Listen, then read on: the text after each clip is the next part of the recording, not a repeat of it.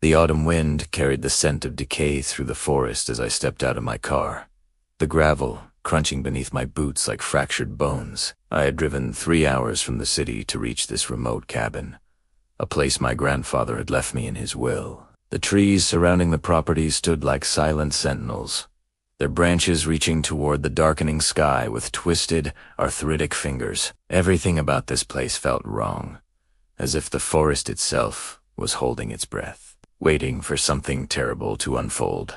The cabin sat in a small clearing, its wooden walls weathered gray by countless seasons of rain and snow. Moss crept up the foundation, and the windows stared out like empty eye sockets. My grandfather had been a solitary man, spending his final years in this isolated place, and according to the lawyer, he had died alone in his sleep. But as I approached the front door, I couldn't shake the feeling that this was not a place where anyone should die peacefully. The silence was too complete, too oppressive, broken only by the occasional rustle of leaves that sounded almost like whispered warnings. I fumbled with the old brass key, my fingers numbed from the cold, and pushed open the door. The hinges protested with a long, mournful creak that echoed through the empty rooms. Inside, dust particles danced in the fading light that filtered through dirty windows. The air smelled of mildew and something else, something organic and unpleasant that I couldn't quite identify. Furniture sat covered in white sheets like ghosts waiting to be awakened, and everywhere I looked, shadows seemed to pool in the corners, darker and deeper than they should have been. That first night, I told myself the unease was natural. This was a dead man's house, after all, filled with the remnants of a life I had barely known. My grandfather and I had been estranged for most of my childhood, a rift caused by arguments I was too young to understand. But he had left me this property, and curiosity had drawn me here despite my better judgment. I lit a fire in the stone fireplace, the flames casting dancing shadows across the walls, and tried to settle in for the night. The cabin had electricity, but the lights flickered constantly, and I found myself preferring the steady glow of the fire. As darkness fell completely, the forest came alive with sounds. Branches scraped against the roof like skeletal fingers seeking entry. The wind howled through gaps in the walls, creating a chorus of eerie whistles and moans. But beneath these familiar night sounds, I heard something else, something that made the hair on the back of my neck stand on end. It was a rhythmic tapping, like fingernails drumming against wood, coming from somewhere outside. I told myself it was just a branch, but the pattern was too deliberate, too persistent, as if something was testing the walls, searching for a way inside. Sleep came in fragments that night, interrupted by strange dreams of running through endless corridors, while something pursued me with relentless determination. When I woke, the fire had died to glowing embers, and the cabin was filled with a cold so profound that my breath formed clouds in the air. The tapping had stopped, replaced by an absolute silence that felt even more threatening. I lay in my sleeping bag, paralyzed by an irrational fear, straining my ears for any sound that might explain the dread coiling in my stomach like a living thing. Morning brought relief and embarrassment in equal measure. Sunlight streamed through the windows, transforming the sinister shadows into harmless corners and revealing the cabin for what it was, just an old building filled with forgotten belongings. I made coffee on the ancient stove and ventured outside to explore the property. The clearing extended about 50 yards in every direction before the forest took over, dense and impenetrable. A narrow trail led away from the cabin, disappearing into the trees, and I decided to follow it, hoping to shake off the residual unease from the night before. The trail wound through the forest like a snake, barely visible beneath layers of fallen leaves and pine needles. Sunlight filtered through the canopy in golden shafts, illuminating patches of moss and fern. Birds called to each other in the distance, and squirrels chattered their warnings as I passed. For a while, I felt almost peaceful, lulled by the normalcy of a forest walk. But gradually, I became aware that the sounds around me were changing. The birds grew quiet, their songs fading until only silence remained. Even the wind seemed to die, leaving the forest unnaturally still. That's when I saw the first tree mark. It was about chest height on a massive oak, a series of parallel gouges cut deep into the bark. The scratches were too long and too deep to have been made by any animal I knew, and they angled downward as if something tall had dragged its claws along the trunk. I ran my fingers over the grooves, feeling how fresh they were, the exposed wood still light-colored and sticky with sap. Something had made these marks recently, perhaps even within the last few days. A chill ran down my spine, despite the warm sunlight. I found more marks as I continued, each set more disturbing than the last. Some were low to the ground, while others reached 8 or 9 feet up the trees, suggesting that whatever made them could extend itself to impossible heights. On several trees, the marks formed patterns that seemed almost deliberate, arranged in ways that suggested intelligence rather than random animal behavior. I tried to rationalize what I was seeing, telling myself they could be territorial markers from bears. But I knew bears didn't climb that high and their claws didn't make marks so precise and parallel. The trail eventually opened into another clearing, smaller than the one containing the cabin. In the center stood the remains of what looked like an old well or cistern, its stone walls crumbling and covered in vines. Something about this place felt wrong in a way I couldn't articulate. The air seemed heavier here, pressing down on me with almost physical weight. The trees surrounding the clearing all bore the same claw marks, creating a border that felt intentional, as if they marked the boundary of a territory. I approached the well slowly, fighting the urge to turn and run back the way I had come. When I peered over the edge, darkness greeted me. So absolute it seemed to swallow the daylight. I couldn't see the bottom. Couldn't even hear an echo when I dropped a stone into the depths. The stone simply vanished into that lightless void without a sound. But I could smell something rising from below. That same organic rot I had noticed in the cabin, but stronger here, concentrated and nauseating. It reminded me of roadkill left too long in the summer sun, of decay and wrongness. I stepped back, quickly, my heart pounding, and that's when I noticed the bones. They were scattered around the clearing, half buried in the leaf litter. Most appeared to be from deer or other forest animals, picked clean and white in the sunlight. But their arrangement bothered me.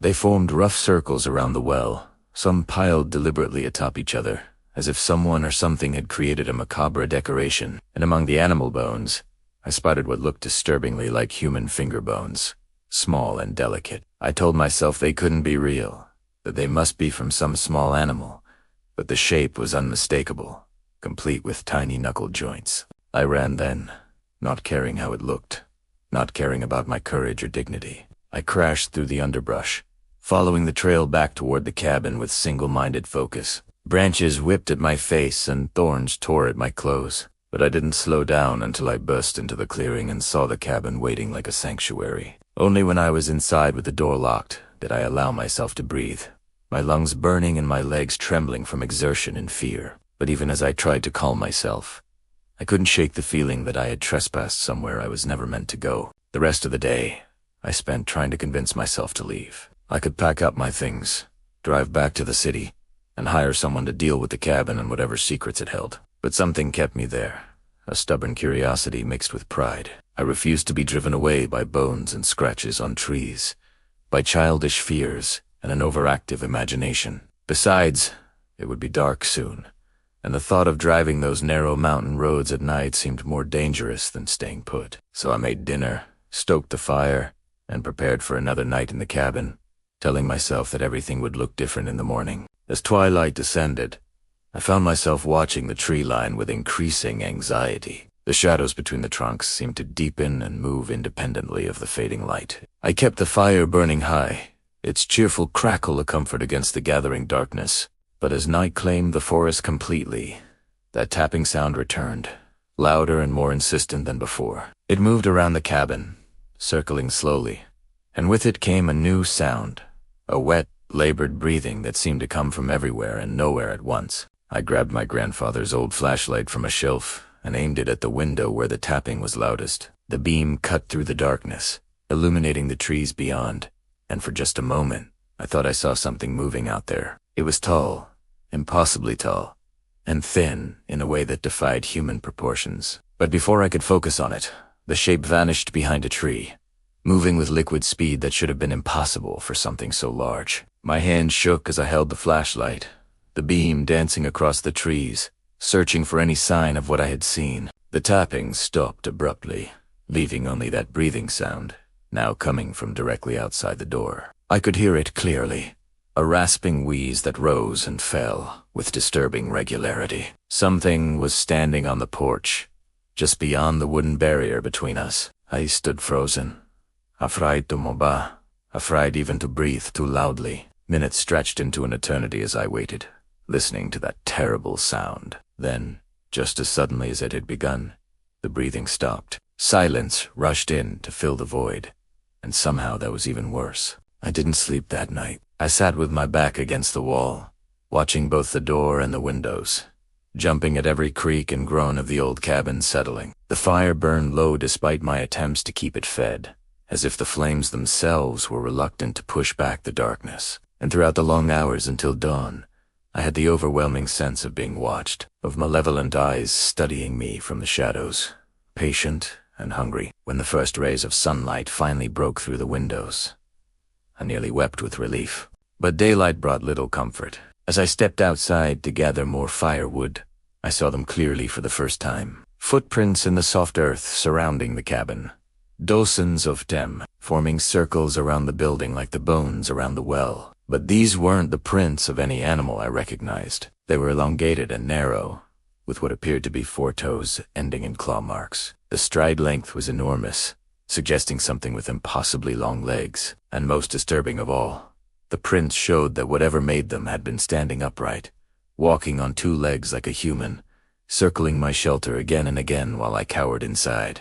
The prints led away from the cabin and back into the forest, following a path that ran parallel to the trail I had taken to the well. Against every instinct screaming at me to get in my car and leave, I found myself following them. I needed to know what I was dealing with, needed to understand what was sharing this forest with me. The morning was bright and clear, birds singing their cheerful songs, as if the horror of the previous night had never happened. But the prints remained, undeniable evidence pressed into the earth, leading me deeper into the woods with each step. The trail of prints wound through dense underbrush, showing how whatever made them moved with ease through terrain that I struggled to navigate. Several times I lost the trail only to find it again yards away, as if the creature had leaped impossible distances in single bounds. The prints would disappear at the base of a tree and reappear dozens of feet away, suggesting climbing abilities that defied normal biology. And always, they led deeper into the forest, away from any road or sign of civilization, toward the wild heart of the mountain where a few people ever ventured. After perhaps an hour of tracking, the prints led me to a ravine I hadn't known existed. It cut through the forest like a wound, its sides steep and covered in loose rock. At Debatum, perhaps 40 feet down, I could see the dark mouth of a cave entrance partially obscured by fallen trees and brambles. The prints led right to the edge of the ravine and simply stopped, as if whatever made them had jumped down into that darkness without fear or hesitation. I stood at the edge, looking down into the shadowed depths, and felt my blood run cold. From inside the cave came sounds that made my skin crawl. Not the breathing from the night before, but something else. A wet sliding noise punctuated by occasional clicks and pops that sounded almost like bones breaking. The smell that wafted up from the darkness was overwhelming, the same wrought from the well but magnified 100-fold. It was the stench of death and decay, of things that should be buried festering in the dark. And beneath it all, I detected something else. A musky animal smell that reminded me of the reptile house at a zoo. Cold-blooded and alien.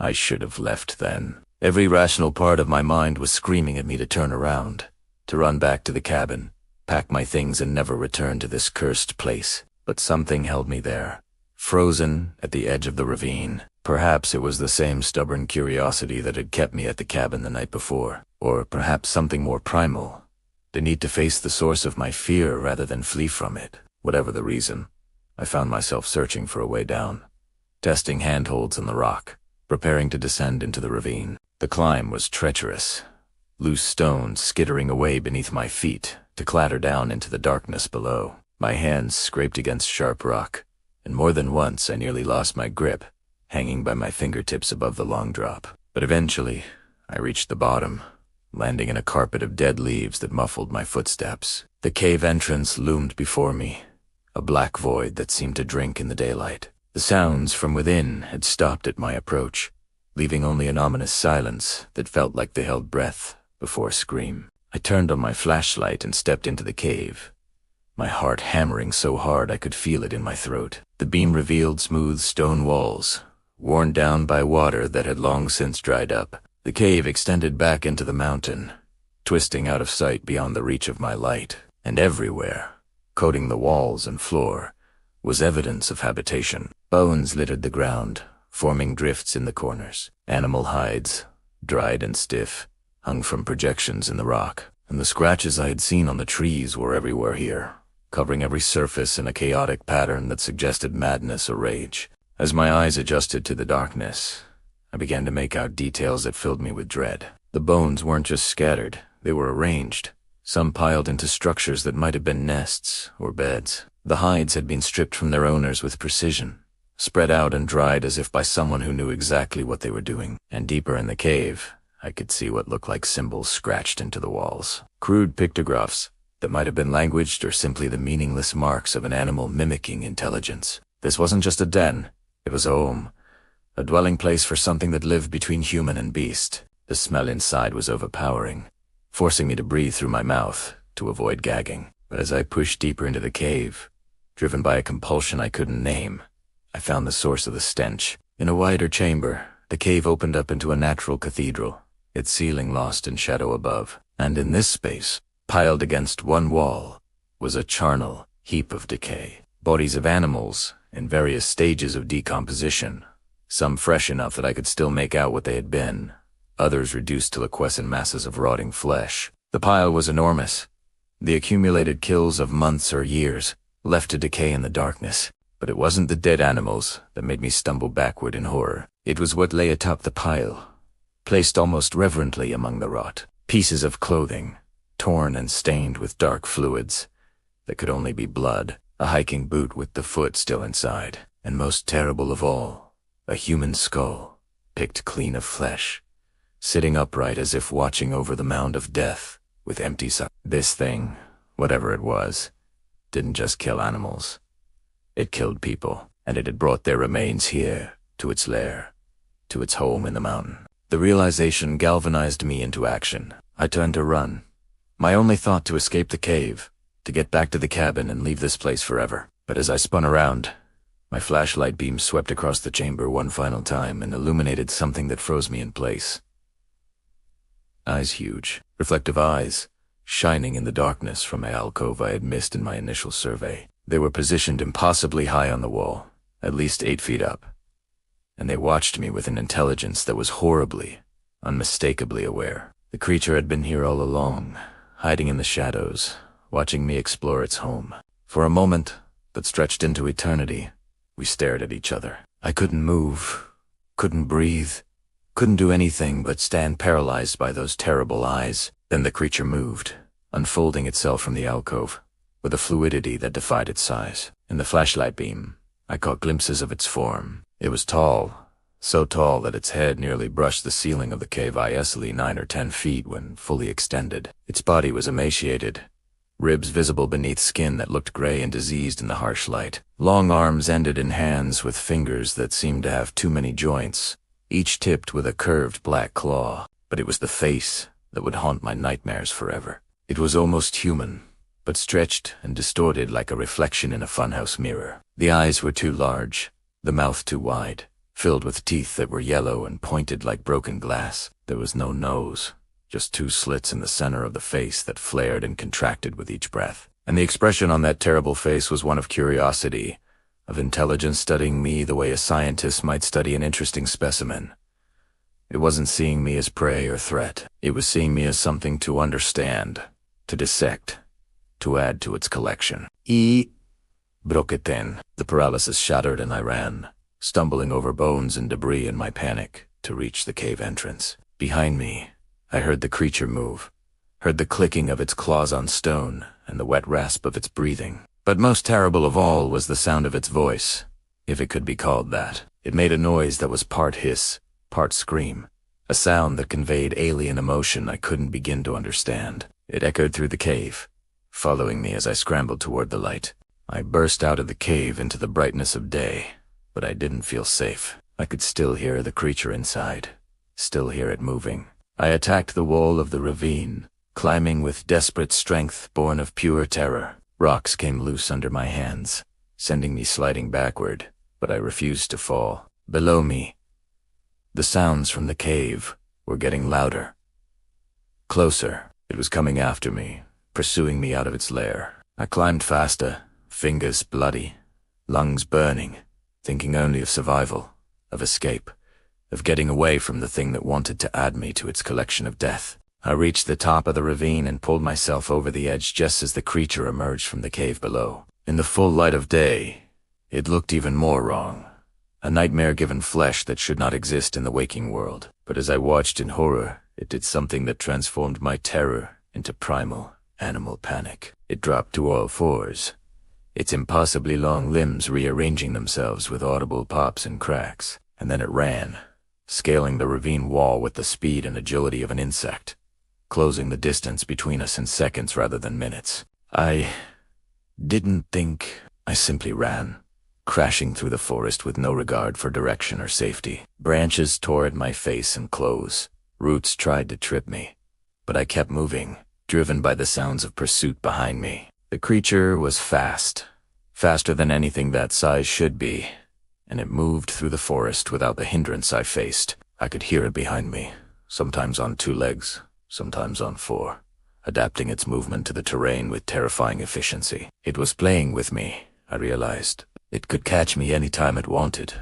but it was drawing out the chase, enjoying my fear. Through sheer luck rather than skill, I burst out of the trees into the clearing where the cabin stood. My car was there, keys still in the ignition where I had left them 2 days ago. I sprinted across the open ground, certain I would feel those terrible claws sink into my back at any moment, pulling me down into the dirt. But I reached the car, yanked the door open, and threw myself inside. My hands shook so badly I could barely turn the key, but finally the engine roared to life, and I slammed the car into gear. As I accelerated down the long driveway, I made the mistake of looking in the rearview mirror. The creature stood in the clearing, upright again on 2 legs, watching me go with those huge, intelligent eyes. It made no move to pursue, simply stood there like a statue, its head tilted slightly as if considering what had just occurred. And in that moment, I understood. It had let me go. It could have caught me, could have dragged me back to its cave to become another piece of its collection, but it had chosen not to. Perhaps I had entertained it, or perhaps it simply wasn't hungry. The reason didn't matter. What mattered was that I was alive, and I was leaving. I drove for 3 hours straight, not stopping until I reached the city limits and civilization surrounded me once again. Only then did I allow myself to fall apart, pulling over to the side of the road as my hands shook and tears of relief and residual terror streamed down my face. I reported what I had found to the local police, told them about the cave and the remains, but I left out certain details. I didn't mention the creature, didn't try to describe what I had seen. I knew they wouldn't believe me, and I wasn't sure I wanted them to. Some things are better left unknown, better left in the dark corners of the world where they belong. The police investigated, and they found the cave. They found the remains, both animal and human, and they connected them to several missing person cases from over the years. Hikers and campers who had vanished in those mountains. Their disappearances blamed on accidents or getting lost. The official explanation was a serial killer, some deranged individual living in the wilderness. They searched for weeks but found no one, and eventually the case went cold. The cabin was sold, the land purchased by the state and closed to the public. The forest was declared too dangerous, the terrain too treacherous. No one goes there anymore. But I know the truth. I know what lives in those mountains, in the dark places where the light doesn't reach. It's still there, still hunting, still collecting. Sometimes late at night, when I can't sleep, I wonder if it remembers me. I wonder if it watches other cabins, other isolated places where people think they're safe. And I wonder how many others have seen what I saw, those eyes in the darkness, that impossible shape moving onto many joints. How many ran and escaped, and how many became part of the collection, their bones added to the pile in that terrible cave. I never went back to retrieve my grandfather's belongings from the cabin. Whatever he left behind can stay there, can rot with the rest of the forgotten things in that cursed place. But sometimes I wonder if he knew. Did he see the creature too, in his final days alone in the woods? Is that why he stayed, drawn by the same terrible curiosity that nearly killed me? Or was he simply an old man who died peacefully, never knowing what lurked just beyond his door? I'll never know the answer, and perhaps that's for the best. Some mysteries should remain unsolved, Some doors should stay closed, and some things are better left in the darkness, where they belong. The nightmares have faded with time, though they never fully disappeared. I still see those eyes sometimes, watching me from shadows that shouldn't contain anything but darkness. I still hear that breathing sound when the house is too quiet, that wet rasping that shouldn't exist in my safe, modern world. But I survived, and that has to be enough. I looked into the abyss, and though it looked back at me with those terrible, intelligent eyes, it let me walk away. Not everyone can say that. Not everyone who ventures into the deep woods comes back to tell the tale. I did, and I carry the memory with me like a scar, a reminder of what lurks in the wild places, waiting in the dark.